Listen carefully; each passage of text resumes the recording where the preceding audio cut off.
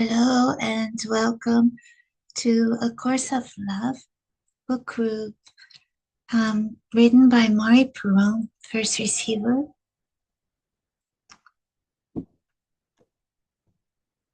So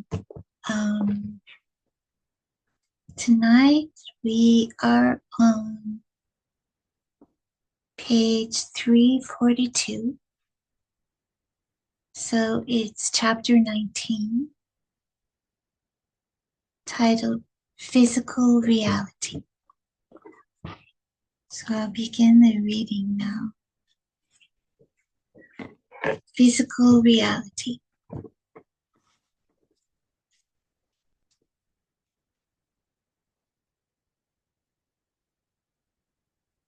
You must not fear the changes that will occur within your physical form as it begins to be guided by the thought system of the truth rather than the thought system of illusion. You will fear these changes less if you realize that all that has come from love, of love, will be kept, and that all that has come of fear will fall away.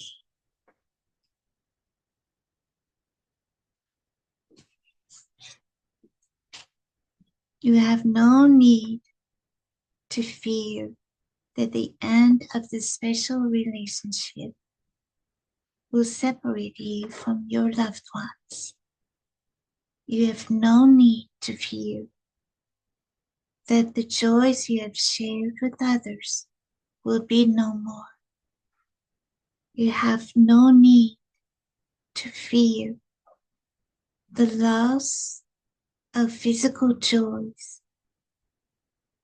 Then you have to fear the loss of mental and spiritual joys.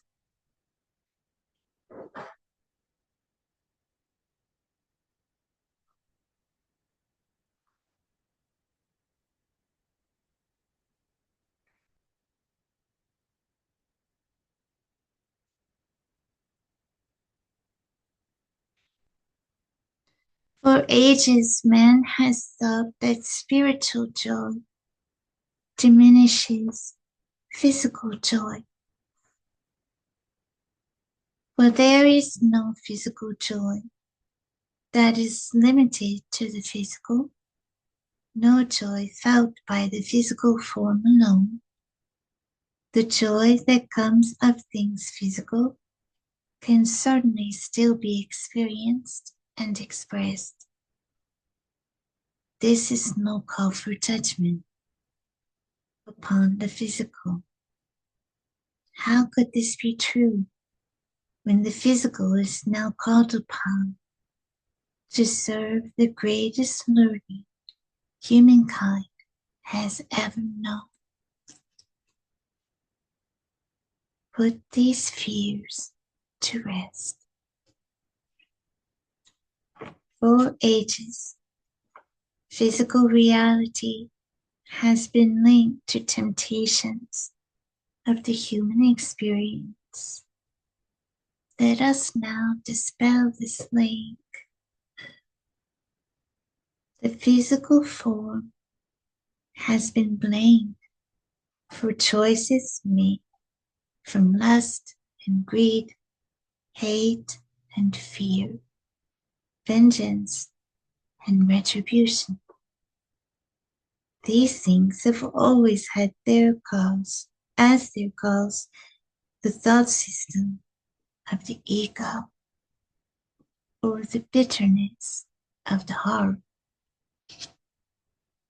As cause and effect are one, there is no effect to be seen in physical form without a corresponding cause birthed in the ego thought system or the bitterness of the heart. That these feelings can be acted out by the body, and in the acting out cause harm to other bodies, is a cause for blame and fear of the body. So too is it with actions linked with survival needs. For ages, the survival needs of the body have gone unquestioned and been held paramount. The will of the body to survive has thus been blamed for all actions that have arisen from real and perceived lack.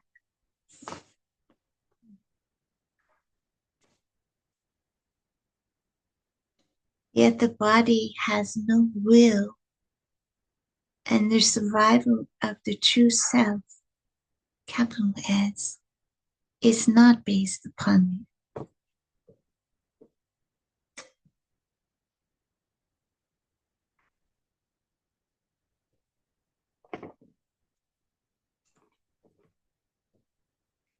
Because the spiritual life has so often been linked with celibacy, I will mention sexual union specifically here to put behind you any fear you may have that an end to sexual union may be called for.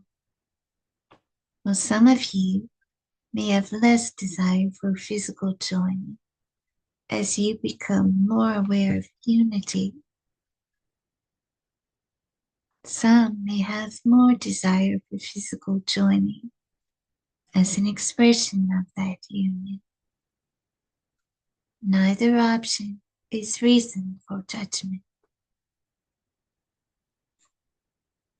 There is only one distinction that need be made: what comes of love and what comes of fear. All expressions of love are maximal benefit to everyone.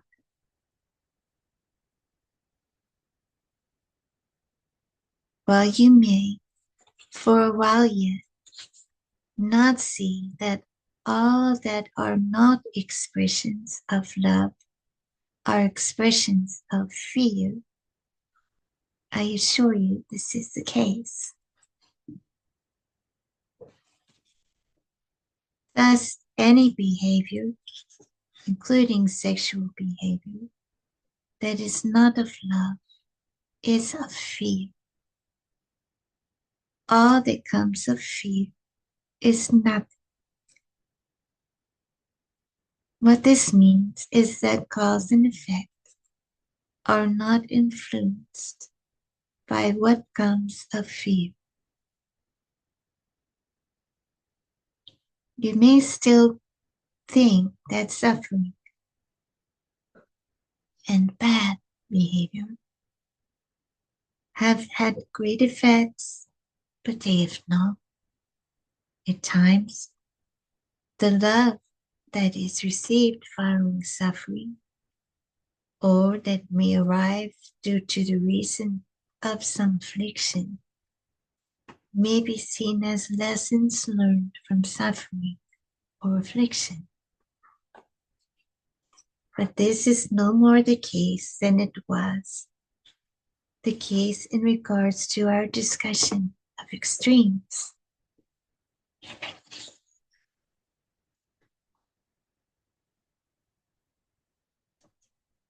There is no longer any time to waste on such illusions. The thought system of the truth sees no value in suffering, and so sees it not in truth.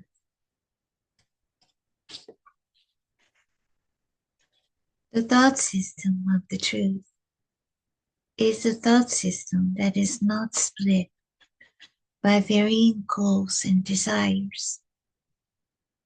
It is a thought system of unity. It is a thought system of one thought, one goal. That goal is the original thought that began the experience in physical form. The thought of expressing the self in observable form. Leave all blaming of the body behind and see it not as the source of temptations of the human experience. The true source of these temptations has not been, the true source of these temptations has been revealed to lie within the faulty beliefs to which the body merely responded.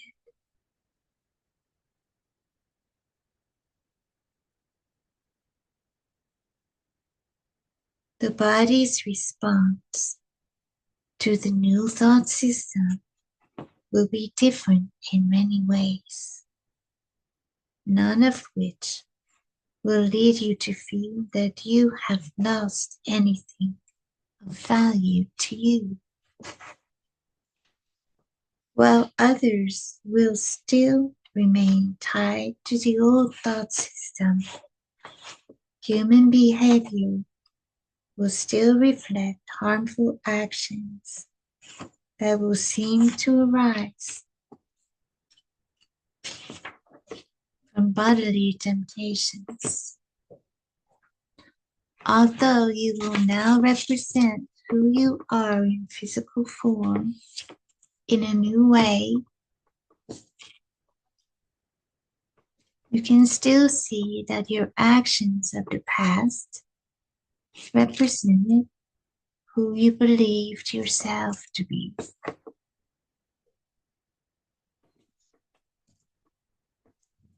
Thus, those continuing to express themselves in harmful ways are deeply entrenched in false beliefs about themselves.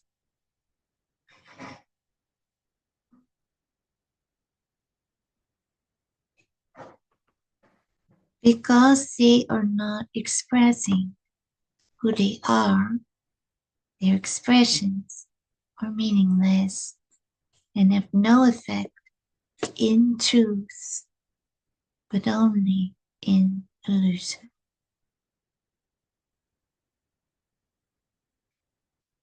To live in truth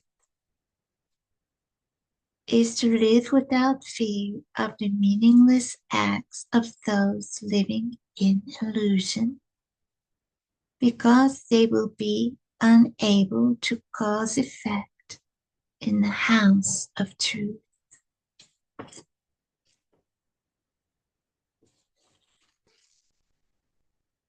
These lessons could not be taught while blame remained within your thought system. No victim is to blame for the violence done to them. No sick person is to blame for the illness within them. But you must be able to look at and see reality for what it is. Just as we are telling you that new beliefs and ideas will lead to a new reality, old beliefs and ideas led to the old reality, a reality that will still exist for some, even after it changes completely for you.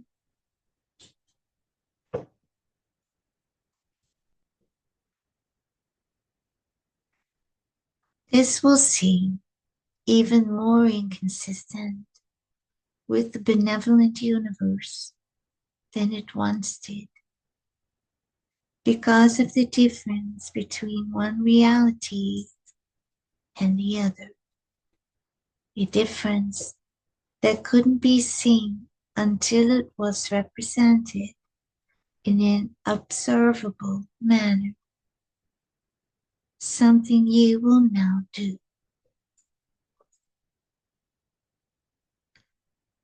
You would think that this disparity would be divisive and extremely uncomfortable and even rage producing for those still living in illusion. But it will be much more tempting to be divisive, uncomfortable, and rage producing for those living in the new.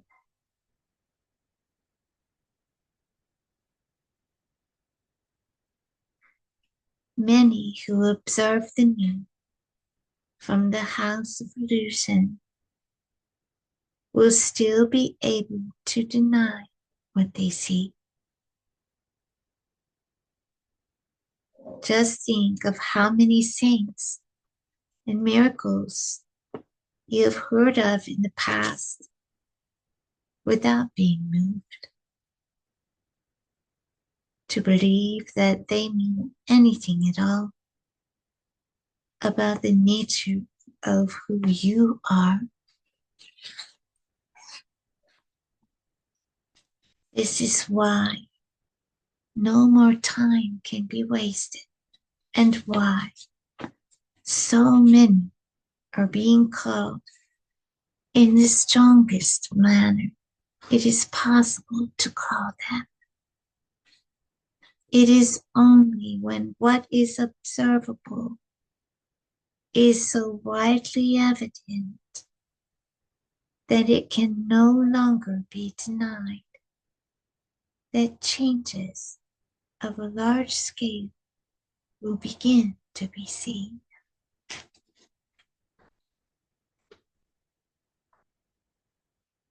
You will be tempted to return to the house of illusion, to gather those within and bid them join you in the reality of the truth.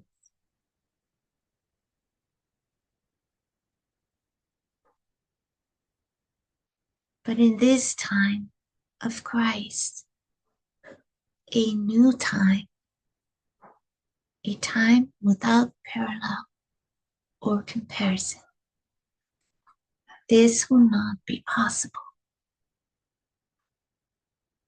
It has been said from the beginning that your role will not be to evangelize or to be convincing. You cannot argue the case of truth in the courtroom of illusion.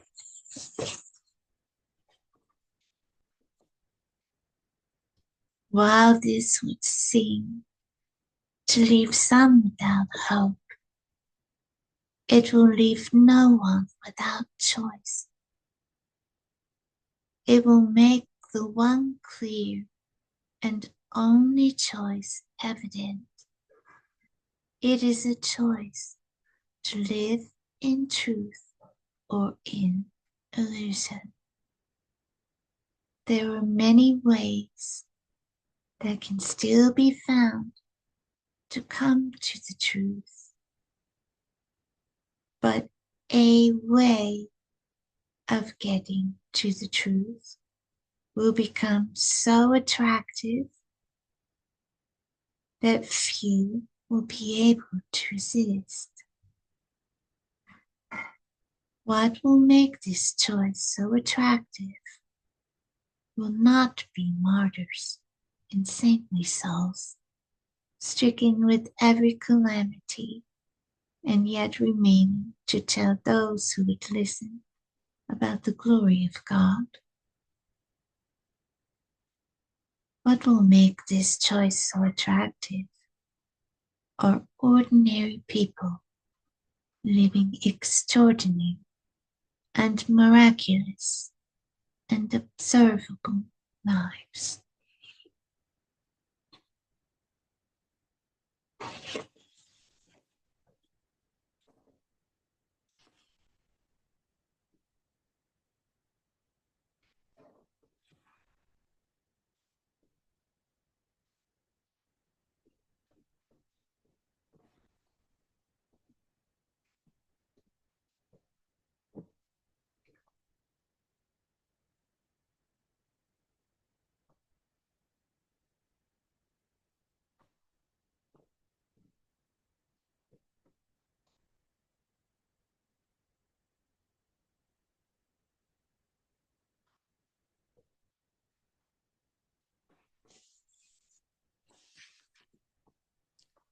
So I'll continue to chapter 20,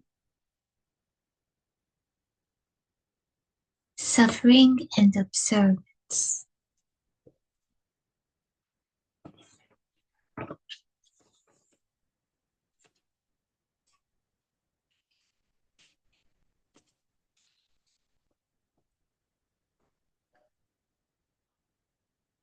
So this is now page 346 of A Course of Love, Suffering and Observance, chapter 20. By seeing that there is no longer any time to be wasted on illusion, we are saying that you will no longer serve time, but that time will serve you. Time was wasted on illusion, and so but seemed to become a master that made of you a slave. Now time must be thought of in a new way, a way that has to do with effectiveness. Illusion has at its base a false cause, and so no effects that exist in truth. Now, your every thought and action will have an effect, and the choices that lie before you will be choices of where your thoughts and actions will have the greatest effect.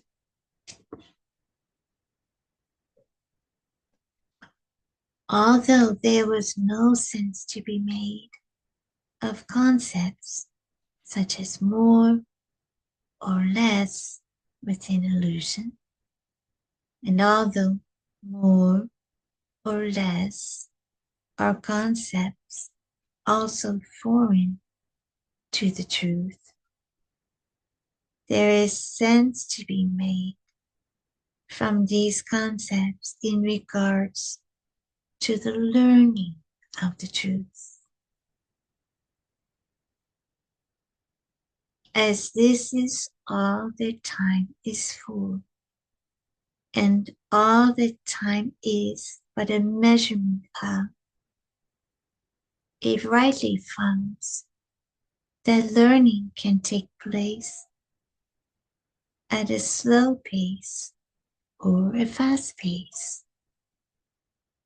There's no more or less to learning in terms of knowing the truth that you have always known,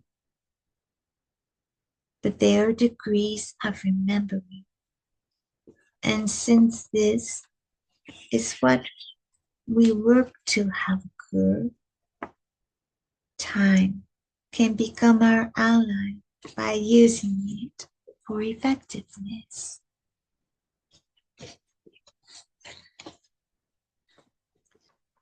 Again, do not let your thoughts stray to benefiting and affecting others.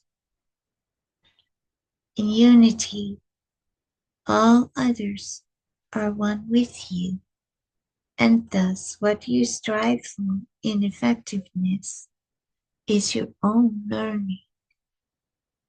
Now, rather than learning the truth, you are learning how to live by the truth. This will benefit you, and in so doing benefit all others. In a treatise on the art of thought, you are asked to request a miracle as a learning device. This learning device had two aspects.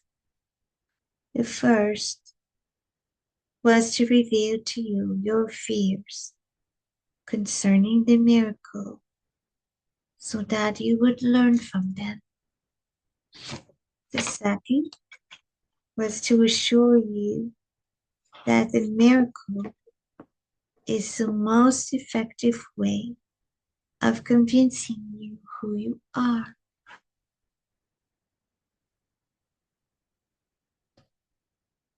Let us now link observation and the miracle. An easy illustration is provided, as so often is the case, by looking at observation under the guidance of the ego thought system, and thus seeing the errors of the old way in order to realize the perfect sense of the new.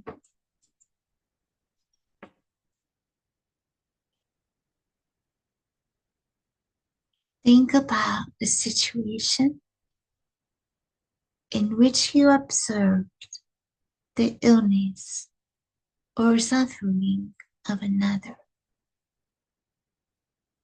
Sympathy is the most common observance in such a circumstance. You might feel called to tears, to words that acknowledge how bad the illness or suffering is. You are likely to be drawn into discussions concerning how the illness or suffering can be fault.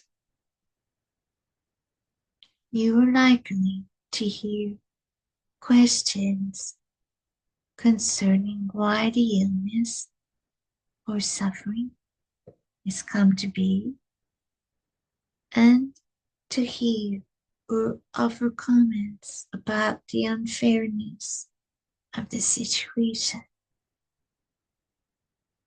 Judgment is never far from these observations. Suffering, you would think, could not be seen as anything but bad. You cannot feel anything but sorry for the one suffering.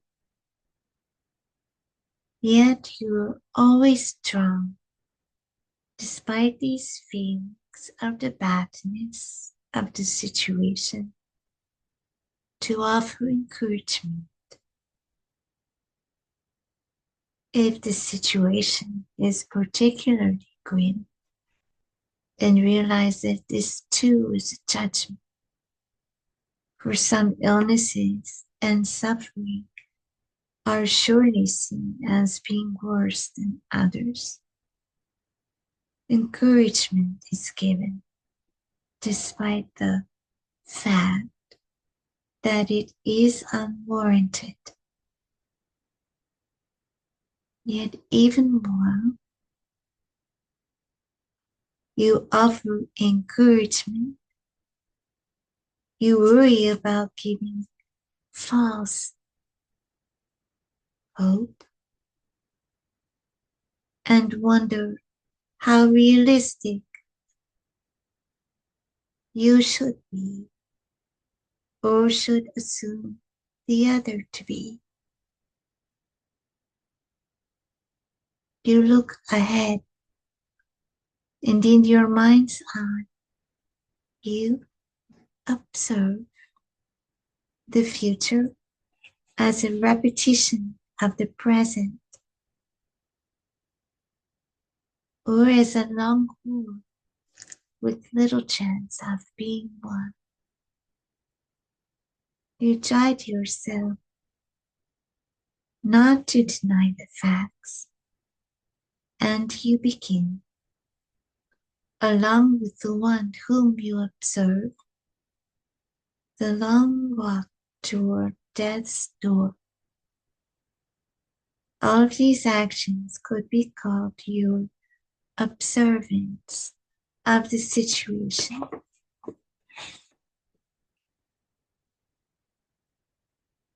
You do not seem to realize that all of this is happening in relationship, and that the relationship is meaningful or able to cause effect.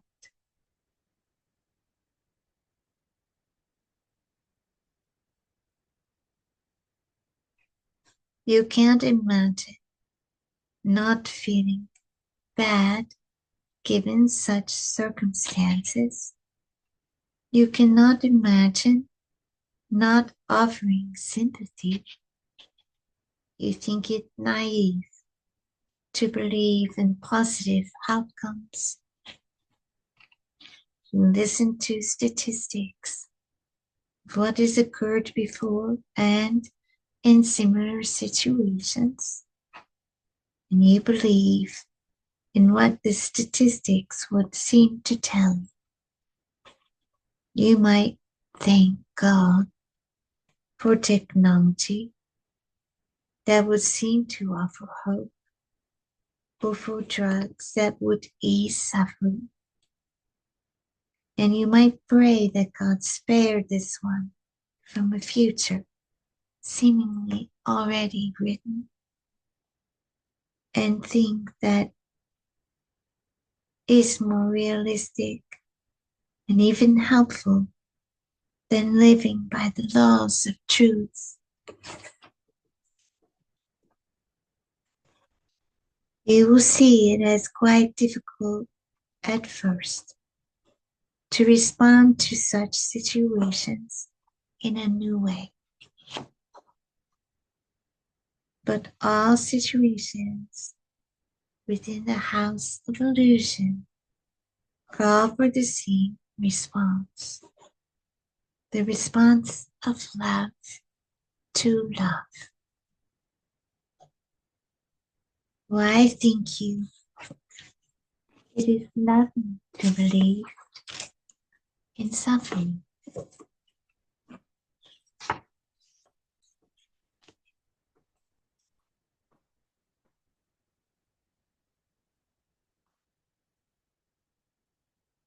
Do you not begin to see that in doing so, you but reinforce it?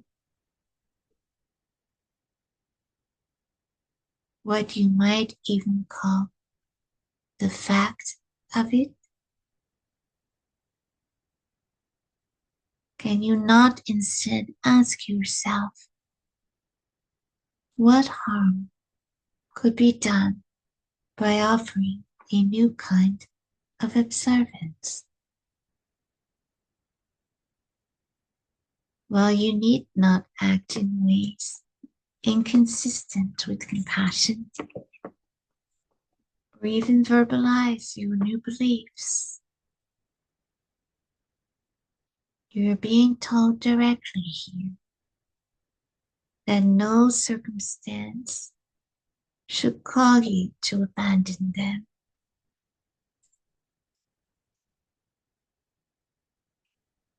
Your new thought system is not tied to beliefs of an if this, then that nature. Look at the examples all around you. People who live what you call healthy lives succumb to illnesses and accidents, just as those who live what you call unhealthy lives. Good people have as much calamity befall them as do bad. I am not calling you to just another version of being good or mentally healthy, to exercises in visualization or positive thinking. I am calling you to live by the truth and to never deny it, to see no circumstance as cause to abandon you. Yes, I am providing you with means to help you know how to live by the truth. But the means are not the end and are never to be confused as such. Your observance is to remain with cause rather than stray to effect.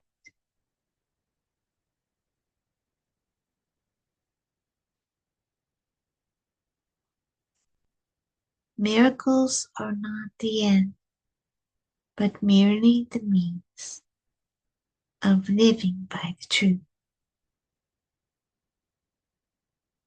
Miracles are not meant to be called upon to create specific outcomes in specific situations. They are meant to be lived by as the truth is meant to be lived by, not because you desire an outcome,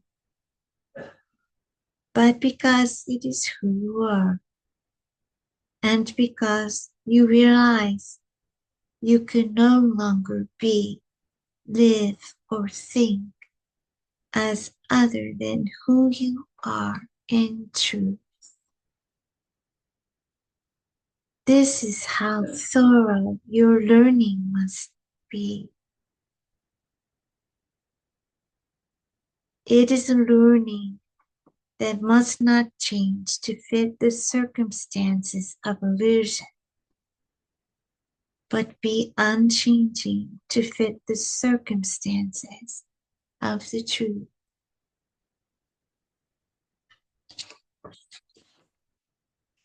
You can no longer return to the house of illusion, not even to cause explosions within it.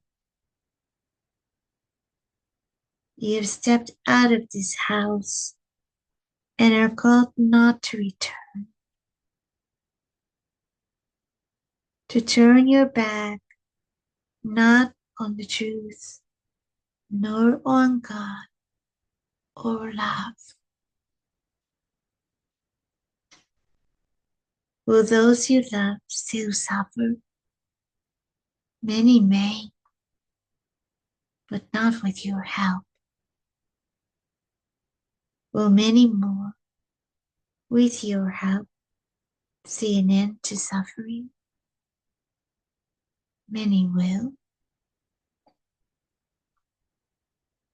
Will an end to suffering be what you work toward? No. This is not your work. This is not about your effort. This is about your observance. Your observance of the laws of love.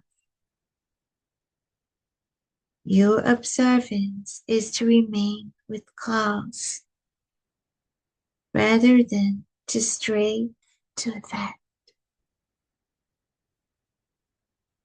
The manner of living practiced by those who have birthed the idea that cause and effect are one in truth.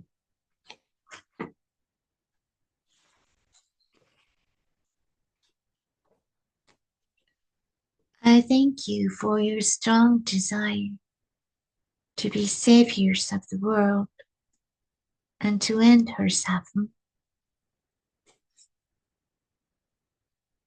I thank you for your compassion and for your desire to be of service to the world. But I call to you from peace and ask for you to remain in peace with me. And let not the suffering of the world call you from it. When these things of the world threaten to call you from your peace, you must remind yourself that it is only from within the peace of God that your wholeheartedness and our unity is accomplished.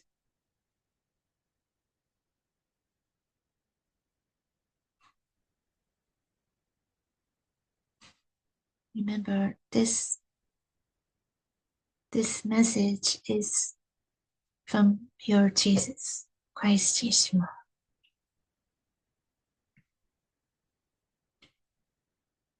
My dear brothers and sisters in Christ, let nothing call you to return to the ways of old. They do not work. To minister to those within the house of illusion is to offer the temporary to the temporary. When I call you to offer the eternal to the eternal, the new way will work wherever it finds willingness. You cannot call others to abandon their willingness to live in illusion by joining them there. You can only call others to a willingness to set illusion aside and to begin the journey home to unity.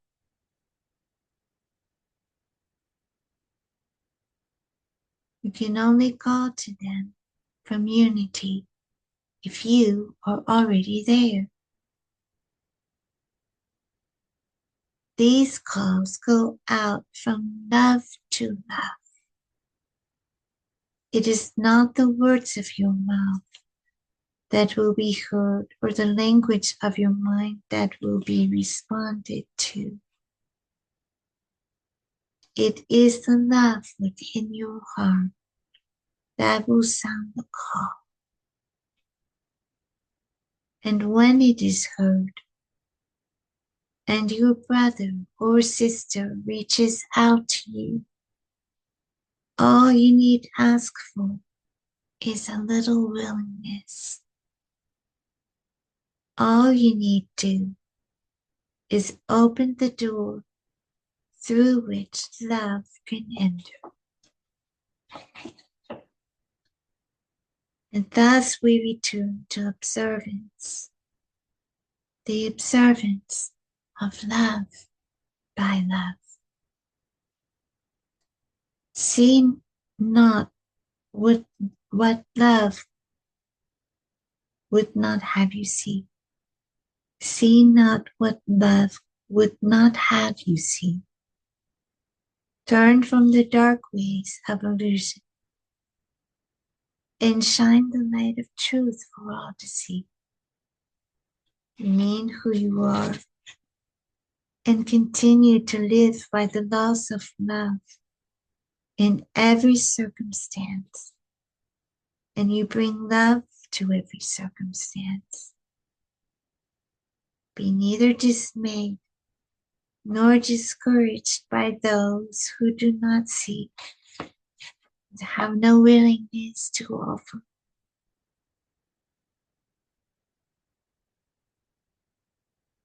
Just know these aren't the ones given you to bring to love, and trust that none will remain forever lost to his or her own self, capital S.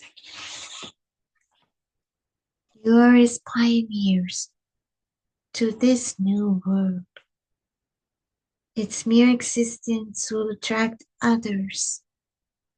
Each will find the price of admission is their willingness to leave the old behind.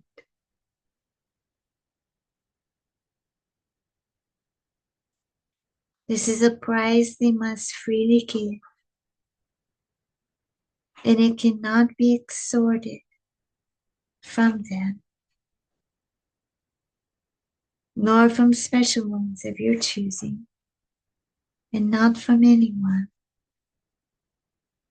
Thus you are released from a burden never meant to rest upon you, even if it is one you might have freely chosen.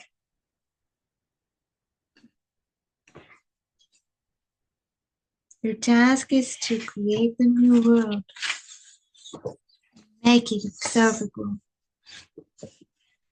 not for you to recruit others to do it, not for you to recruit others to it. Thus, the circumstance of suffering or illness is not different, but the same as every other circumstance you will encounter. You will encounter truth or illusion, and nothing else, for there is nothing else. There is but one call for all circumstances, the call to love from love, the call that welcomes all to live in truth. And here we will pause till next week. Till next time. So we've been reading from A Course of Love, written by Mari Perron, first receiver, received from who? From our Jesus, Christ Yeshua. So, okay. So until next time, thank you to all who joined, whether live or by video later. And if you need to catch up any videos of prior videos, prior readings, they're all available on YouTube under A Course of Love at Kimberly, 8th day. 8th day. So it's all there in the folder for you. So, yeah. So see you next time. Thank you. Thank you. Thank you for joining.